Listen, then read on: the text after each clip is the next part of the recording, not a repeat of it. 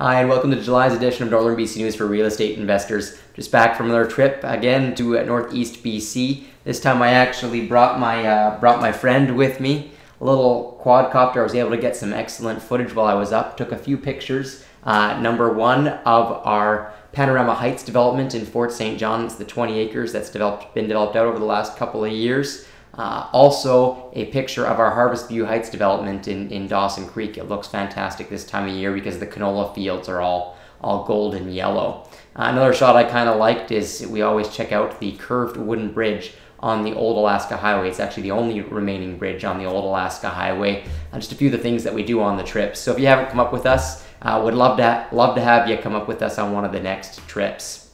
So a lot happening in the north. They're going to start right now with the construction of Site C Dam beginning. It's here. Shovels are in the ground. They've begun clearing the banks. And in August, the work is expected to ramp up as they bring in people that are starting to construct the worker accommodations. I expect any vacancies that are in Fort St. John right now to quickly get zapped up as workers move into the area.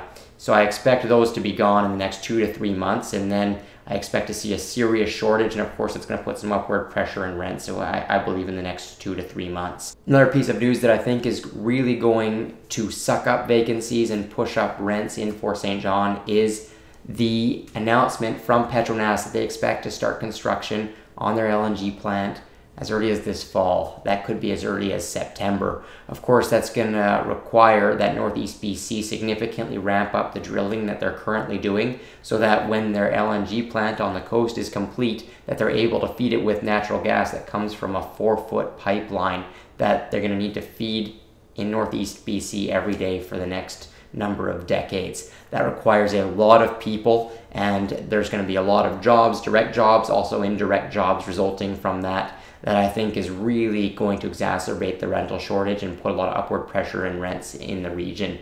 So I think it's a fantastic time to be getting in right now. I believe if there is kind of a last calm before the storm, I think we're in a short window of it right now, and with Site C and Petronas ramping up, I believe it's just a wonderful time to get in.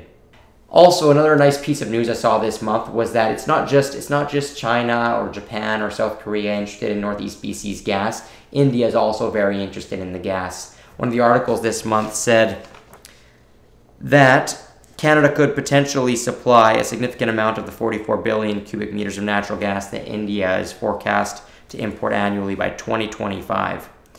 And India's Minister of Oil said Canada is a secure, reliable, and responsible producer of supplier of energy to the world, and has the resources and expertise needed to support India's growing energy needs. So even though Canada may not be necessarily the cheapest place to do business, it is one of the best places to do business, and countries are noticing that. So for those reasons, I believe Fort St. John and Dawson Creek are still fantastic markets to invest in. I know many of you have already done so. Many people have also asked me if I'm doing investments in any other markets, and the answer is yes. I have also begun investing down south in the US, in Arizona. I believe the fundamentals of that market are that the area is primed for growth. A lot of people are moving in, and the prices still really haven't fully recovered from the crash in 2008 and 2009. So I think there's some excellent opportunities for investors to go in. We're purchasing properties down there, and investors can join us in that process. I'm actually having an event in Burnaby on August 19th at 7 p.m. If you'd like more information on that, please feel free to reply to this email, get in touch with me, or alternatively, there'll be a link in the email I sent out or in the description box below. If anybody has any questions, as always, please feel free to get in touch, and I look forward to talking to you again next month. Thank you.